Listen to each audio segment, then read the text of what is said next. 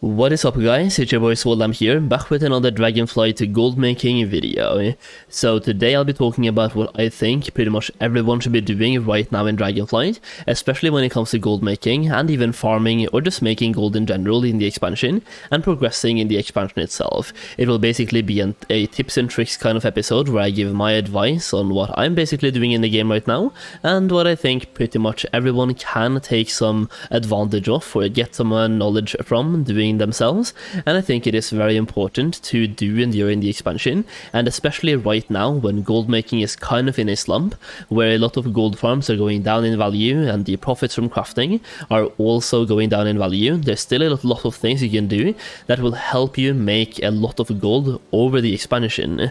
Before I talk about that though, patch 10.0.5 is coming in less than 2 weeks, and for that I have given out a full document of all the white and grey items that I am personally looking into farming and investing into for patch 10.0.5 for everyone who's picked up my Dragonflight gold guide.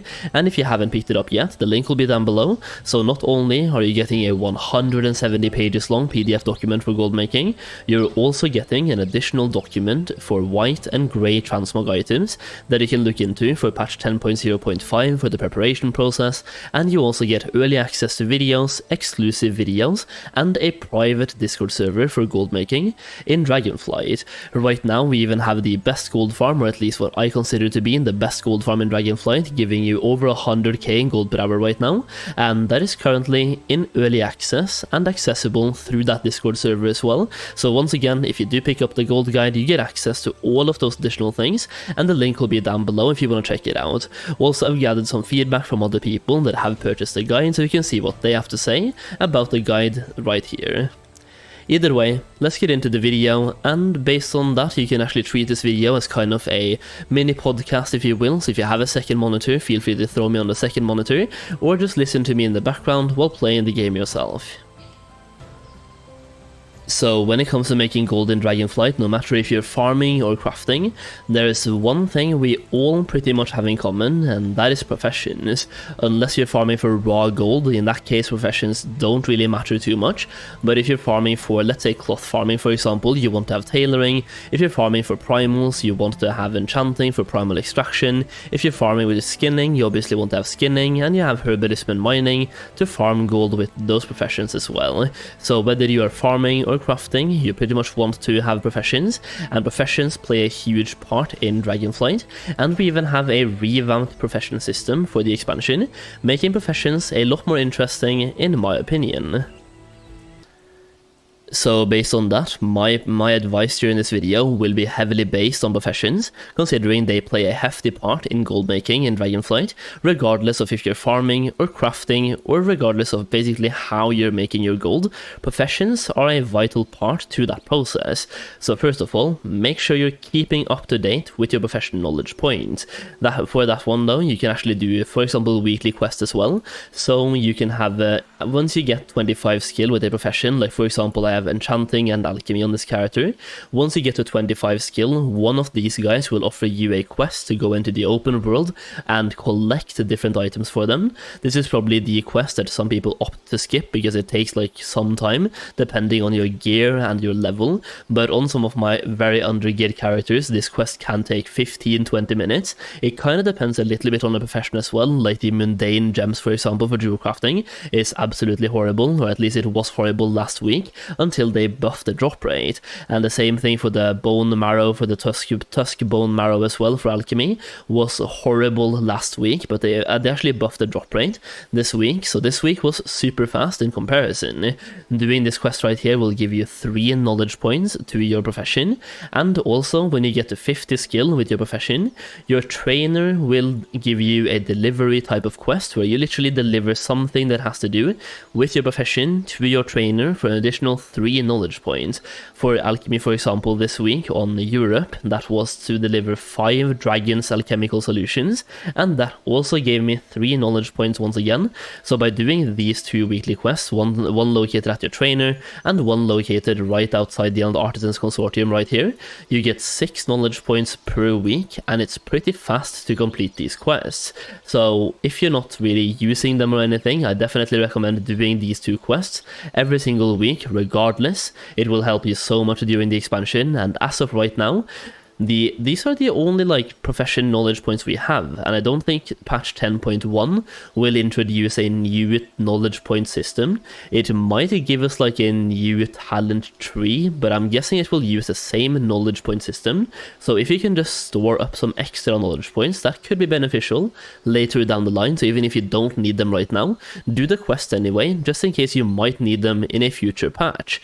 And also, while we're talking about profession specialization points, do your tree treatises. I don't think everyone actually knows these ones exist, but you can use a crafting order to get a +1 knowledge point per profession per week by doing these treatises. So treatise on tailoring, for example, they will all require 10 artisan's metal, 1 rockfang leather, 5 glittering parchment, 1 burnished ink. The only variable is going to be the awakened element, so it will be a different element for different professions. So awakened frost, for example, for tailoring, and I think herbalism requires awakened earth, and the same thing for mining as well, awakened earth.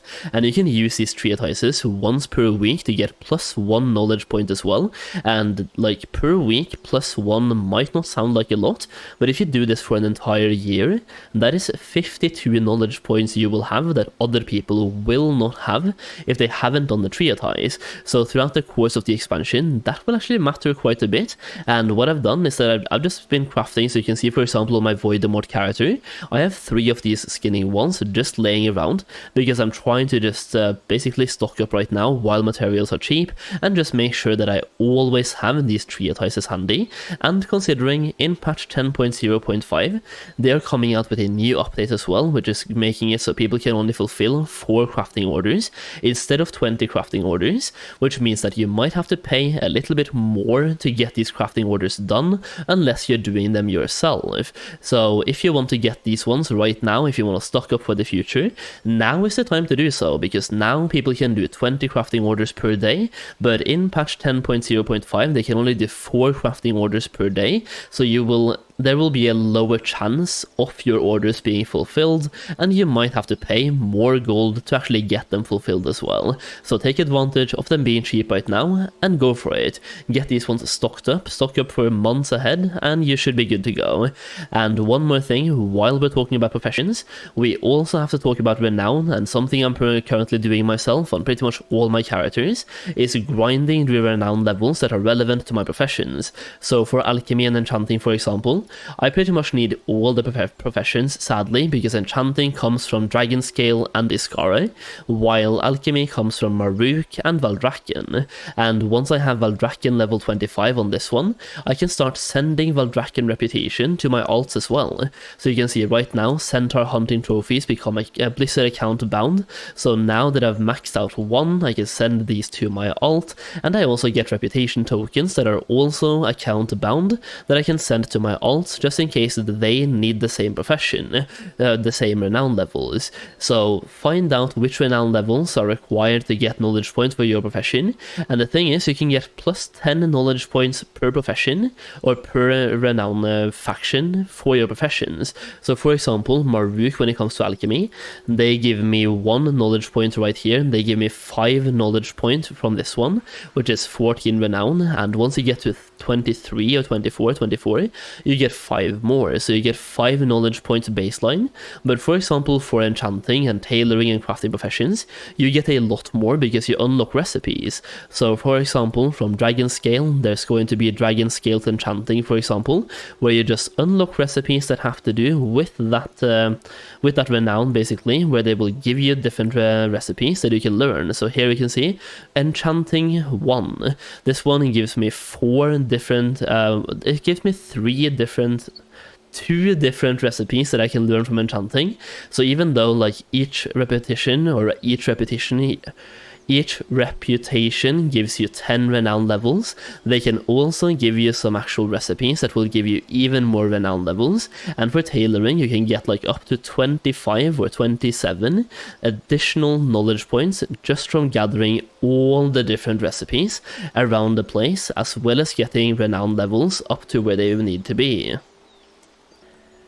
So let's do a quick recap. First of all, do your weekly quest for plus 6 knowledge points, get your 3 atices crafted right now, preferably before the patch comes out, and stock up in advance on those. That will give you plus 1 knowledge point per week as well, and also grind out renown levels with factions to get additional renown levels, plus 10 per reputation, or you get plus 10 times 2, so that is 20 knowledge points just waiting for you from reputations, and also additional recipes if your profession gives you recipes from renown levels. And I think pretty much everything has some sort of renown level where there's going to be some sort of pattern available. Even tailoring has some patterns available.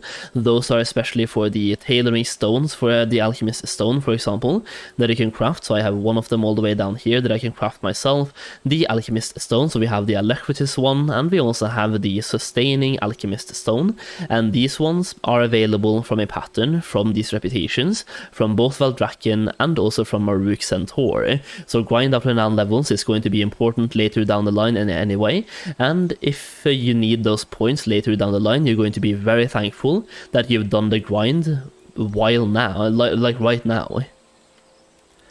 If you want to take it one step further, there's also 2 professional knowledge points you can get per week from gathering treasures in the open world, and there's also an additional 2 you can get from killing different types of creatures in the open world, and those are easiest obtained from dungeons. So doing dungeons until you get those 2, like for example for tailoring specifically, you can do, I think it's Nokhud Offensive, and also the one that is called, let me see if I have it here, Brackenhide Hollow.